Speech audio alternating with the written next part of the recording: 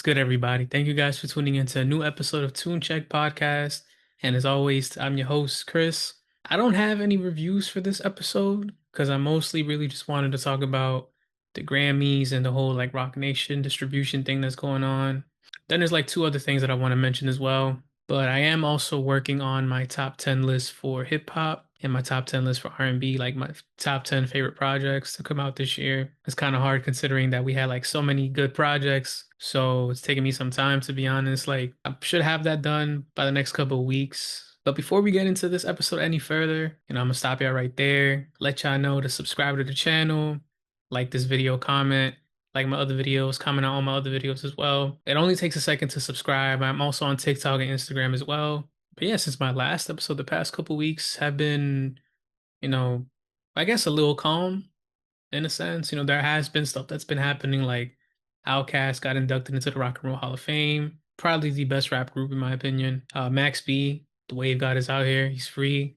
He's working with French Montana on new music. Big Sean and Janae Aiko broke up, which the internet like went crazy about. There was also the conversation about, rap being dead because there was no rap songs that appeared in the top 40 like earlier this month for the first time since like 1990, I believe. And then Megan Thee Stallion dropped Lover Girl and, pretty much changed all that. I personally don't think that rap and hip hop is dead. I feel like there's just so much music that dropped and there's so much music that drops on the same day that it makes it hard for us to like digest everything because we're already on to the next thing. Once we start one album, everybody just dropping on a Friday really affects that. Also because a lot of artists, they rather go viral than have like, a charting like number one, or because a lot of people drop on the same day, drop at the same time, have similar sounds. Then I think SZA had like an interview where she opens up about Kendrick and Drake, about the rap beef, how like she's cool with both of them, and people was like, you a lie, but I don't think it matters. Like get your bag from either one, from Drake and Kendrick, doesn't matter to me. As long as you're making money, you know, be happy. Then she spoke about Nicki Minaj, her about how they started beefing and how she doesn't know where that came from. And then she also mentioned she's making new music, so I'm excited for that.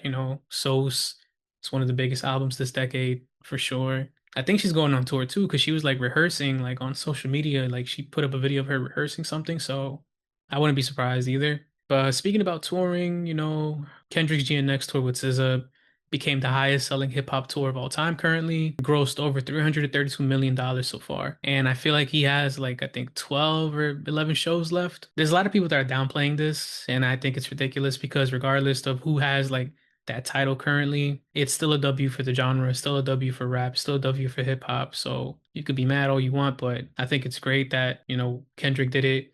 It was gonna be somebody. So, and if there's somebody else that does better than him, then that's great too. Like a lot of people are like, nah, it's not a full rap concert because of SZA. Then there's like, oh, Drake. Wait till Drake goes on tour, or wait till this person goes on tour. And it's just like, bro, it doesn't matter. As long as the genre itself is doing great, that's it. That's what it's about. And aside from that, Kendrick is also leading the Grammy nominations with 9 nominations in total. So I think that's fire. I mean, it's a given, Kendrick, the Grammys love Kendrick, so they're gonna try and nominate him for a lot. There's also updates on the David situation with Celeste.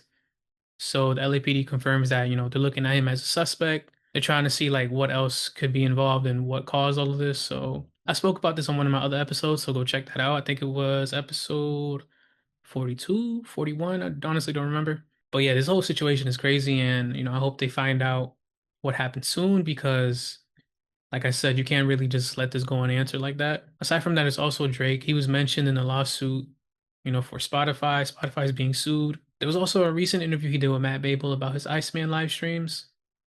Drake gave insight as to why he did it, how he did it, and why he's doing it. He mentions that he's tired of the traditional album rollout.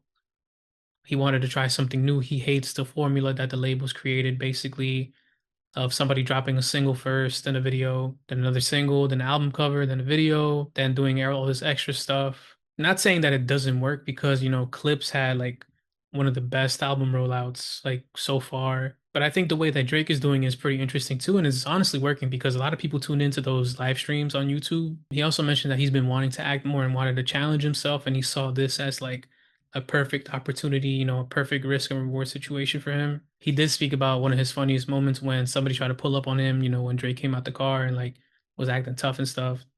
I still think it was staged. I don't really think that was real, but it is what it is. He mentioned that he likes being outside, he likes interacting with fans and seeing how they interact with all of this as well. That this basically was meant to be a creative and innovative thing and to have people think differently when it comes to releasing new music. And I feel like, that's definitely a good way to look at it. Also considering that like, streaming now is like really big. You got Kai Cenat, you got Speed, you got Aiden Ross, like YouTube streamers, and you got other Twitch streamers as well. I feel like knowing how popular that is and using that to your advantage for your album rollouts or for just releasing music in general is honestly great because like a lot of people are already on those platforms, so they'll check it out quicker. But he also did say that the finale is going to be their best work. So I'm excited for a new Iceman episode. I hope it drops soon because it just left off with him like around the Pinocchios. I don't know what's going to happen next. I'm waiting for that track, that episode 2 preview to drop. I know we got snippets here and there, but I just want the whole thing to come out. But I'm not too sure that these songs are going to be on the album. I think they're probably not, considering that he said the album is not going to have any features like a while ago. I mean, obviously you could change it, but I don't know. These don't really sound like they're going to be on the album. I think these are just like songs that he just had like in the vault, just ready to just throw away, like he did with 100 gigs. After that, there's the whole like sexual harassment suit against Lil Uzi, in Roc Nation by one of his former assistants, which got dropped like 17 days ago. But, I thought that was crazy. I think Roc Nation probably just paid her out. JT even deleted her Twitter account after that too. So I'm guessing she was catching some heat as well. But speaking about Roc Nation, they just launched they're launching a new distribution platform. So it's intended to help artists out, specifically independent artists. You're going to be able to distribute your music across 200 plus platforms. You get data insights. There's been a few people that spoke out about this. A lot of people think that they're taking the same cut as major label distributions, and they're not really offering anything in terms of the 15%. They're not offering any label services like a team, marketing strategies for music releases or album rollouts. One of the artists that spoke out is Russ. And if you guys know who Russ is, like he's an independent artist. He's been independent for years. He's always trying to put people on game, which I appreciate because a lot of people really do make bad deals. And a lot of people always clown Russ for this and that. Yeah, he's not the biggest artist, but at least he knows what's going on and he knows how to manage his money and knows what to do when it comes to like certain things, when it comes to his music and his career and everything. He said that it doesn't make sense to pay 15% if you aren't getting any crazy royalty checks to begin with, which makes sense because if you're really not getting paid out by your streams, then I think this does sound like a bad investment for you. Like, certain artists, that it sounds like a scam to him to just pay 15% to upload, which is true because there's probably other websites that have like a fee that's less than this and you could just distribute through them too. There's also Brian Ziosk who, shared his thoughts, basically agreed that this isn't needed because you don't really get too much for that 15%. You're not getting any label assistance or any, label services like I mentioned earlier. There's a lot of people on social media who also said that this is kind of similar to how Jay-Z, approached Tidal, that, he gassed it up. He released his, 444 album exclusively on there at first and then, brought it to other streaming services. Then he had like other artists on there streaming some of their music. This might just be like a throwaway project, to be honest. I don't think it's needed. I feel like artists are gonna really use this that much. You're paying 15% to just get a hub that just shows you numbers, but you could really just get the information yourself from a lot of streaming services and platforms, honestly. But I don't think that a lot of people should invest in this. I mean, if you feel like it's right for you, go ahead, do your thing, but I don't think it's needed because there's a lot of places, like I said, that already offer this. I'm gonna try and see more information about this. Like I'm really interested in how this is gonna work and how like it would affect an artist positively. But I'll keep you updated if there's anything that, comes up with this because like I said, this is like a very interesting thing. And then the last thing I wanted to talk about is the Grammy nominations. So I'm only talking about the genres related to, the podcast, hip hop, R&B, and rap. I'm pretty happy with some of the names I'm seeing on these nominations. Yeah, they snubbed a few artists. I feel like Alfredo 2 should have been here. Right, a scientist should have been in one category. Definitely The Weeknd and Cardi. Like Cardi definitely got snubbed. He had one of the biggest rap releases of the year.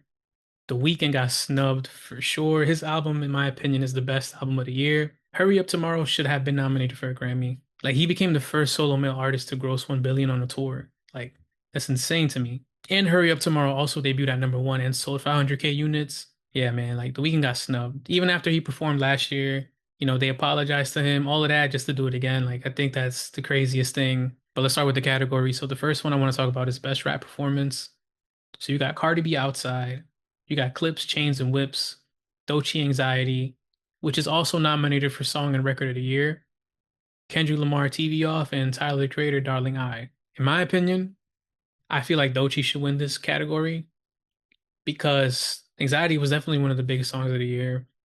Everybody was anticipating it coming out. Everybody was excited when it did drop, and it was everywhere. Outside too, it was popular around like the summertime, I guess, like the first like month, a couple weeks of the summer. Yeah, Chains and Whips kind of came and went. Not saying that it's a bad track, but I didn't really see it get that much traction as Anxiety or Outside. TV Off. A lot of people made memes of it because of the mustard thing, It is one of his biggest songs, especially at his tour when I saw him perform it. One of the reasons why I wanted to go see the GNX tour was to hear people say mustard when the song came on. I don't think it was bigger than Anxiety, in my opinion. Darling I too, like that didn't really get that much traction like that. There were other songs on Chromacopia that I think were like better than Darling I, but I really do think Anxiety should get it. I think, it makes sense to me.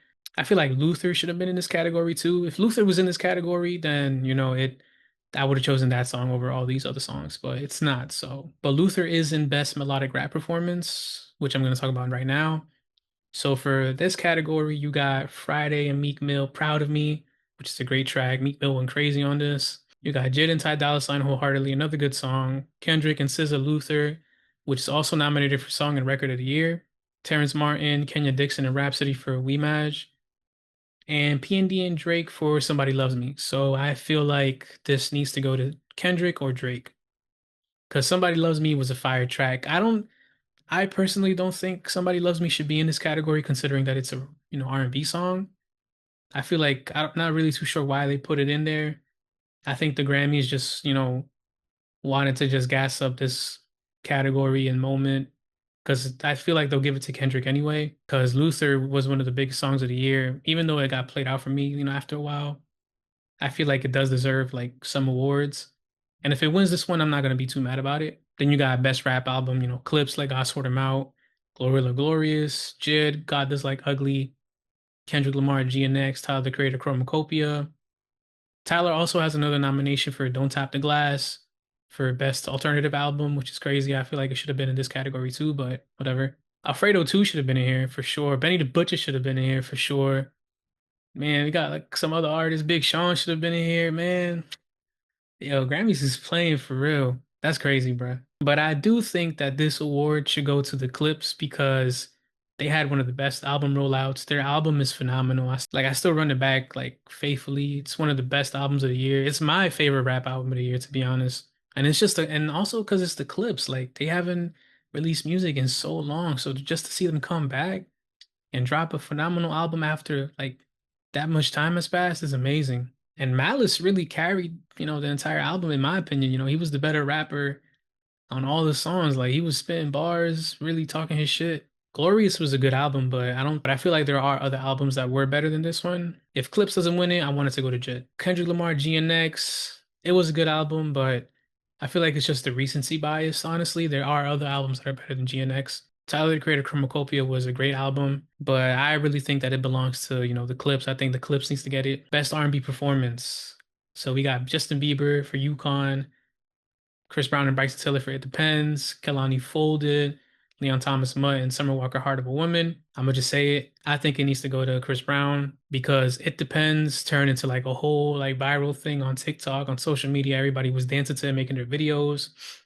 Even when he played at his concert, it was lit. So I feel like in terms of R&B performance, it needs to go to Chris Brown. Or Kehlani could get it for Folded if she doesn't win Best R&B Song. And for Best R&B Songs, you got Kehlani Folded, Summer Walker Heart of a Woman, Chris Brown, and Bryson Tiller, It Depends, Deron Bernard, Overqualified, and Leon Thomas, Yes It Is. So I'm not mad if Kehlani wins Best R&B Performance because when she sings Folded, it's amazing.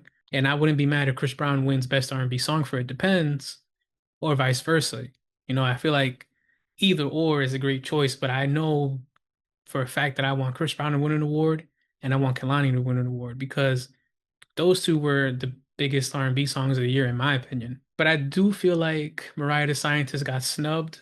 I feel like Burning Blue should have been on one of these lists because Burning Blue was another like great track for R&B this year. After this, you got Best Progressive R&B Album. So you got Duran Bernard for Bloom. You got Brightness Be Loud for Adjust. Destin Conrad for Love on Digital. Flow for Axis All Areas, Terrence Martin and Keon Dixon for Come As You Are. I feel like Duran Bernard needs to get this, honestly. If not Duran, then Destin Conrad. They both dropped amazing projects. Duran Bernard has the better album for me, in my opinion. Duran Bernard is an amazing artist, an amazing singer. His vocals are insane, and like you could tell he has so much fun when he makes his music. And Bloom in general was just a great album from start to finish. I feel like Coco Jones could have been on this category too. She's in the next one though. So the next category we got is Best R&B Album, Giveon Beloved, Coco Jones, Why Not More, Leslie the Crown, Tiana Taylor, Escape Room, and Leon Thomas, Mutt. So the one album I know that's not going to win is Escape Room. I feel like that album was very underwhelming when you put it next to the albums in this category. You know, Giveon Beloved was a great album. Coco Jones was a phenomenal album. Leslie the Crown was great. Leon Thomas, Mutt is probably the only album that I really would want winning aside from Coco Jones. But Leon Thomas deserves this because Leon Thomas really, he's been out here putting work in, you know, getting these numbers up on tour and everything. Tiny Desk was amazing. The EP release for that was amazing. But yeah, Mutt needs to get this award for Best R&B Album. That's the only like right answer in my opinion. The last category I want to speak about is Album of the Year. So you got Bad Bunny for Debí Tirar Más Fotos, Justin Bieber for Swag, Sabrina Carpenter for Man's Best Friend, Clips for Let God Sort 'Em Out, Lady Gaga for Mayhem, Kendrick Lamar for GNX, Leon Thomas for Mutt, and Tyler the Creator for Chromacopia. So if Clips wins Best Rap Album, I'm okay with them losing this one. Like, you know what I mean? Like, I don't mind. But if they don't win that, then I would say possibly the Clips. But if The Weeknd was nominated, I'd pick him over everybody on this list, but he's not nominated, sadly. Justin Bieber Swag, I feel like it was a come and go album, honestly. I could see them giving it to her considering that, you know, she's pop and she's had like a really big tour and then like a really like good like past 2, 3 years. Lady Gaga Mayhem, I didn't even know she dropped an album to be honest. Leon Thomas Smug was a great album. Tyler, the Creator, Chromacopia was a solid album. GNX, I feel like it's just recency bias, but there has been more albums that are better than this one that dropped. It's not Kendrick's best album, but it's still a good album. But the only winner that I see for Album of the Year is Bad Bunny because he did just win the Latin Grammys, you know, Album of the Year for that, for Debí Tirar Más Fotos. I feel like they should give him this win, and I think they might give him the win because of the Super Bowl performance. You know, he's had a really good year also with his tour in Puerto Rico. But I think the Grammys are probably going to give it to Bad Bunny. One, to make them look good. Two, because, you know, it's Bad Bunny. Like I said, he got his performance coming up in the Super Bowl. And I feel like that's probably going to do like really big numbers. And I don't know, to me, it just feels like the only logical thing to happen. So I'm hoping Bad Bunny gets it because I think that would be fire. But shout out to all the nominees, honestly. Yeah, we're missing some, but you know, it is what it is. You know, last year we had a great Grammy show, great nominations. This year looks like it's about to be the same thing. But that's it for this episode. Like I said, I don't got no reviews for y'all. I just wanted to talk about all of this real fast. You know, check out my other episodes, you know, subscribe, like this video, comment. It only takes a couple of seconds to subscribe to the channel. You know, it takes a couple more seconds to follow me on Instagram and on TikTok. So, you know, do that for me. Hope you guys all have a great remainder of your week. You know, great weekend. Hope you guys all have a great Thanksgiving. If y'all do Black Friday shopping, stay safe out there. You know, it's cold out here. Don't wait in no lines. Do that shit online, bro, or do the early Black Friday deals. But just stay safe out here. And I'll catch y'all on the next one. Peace.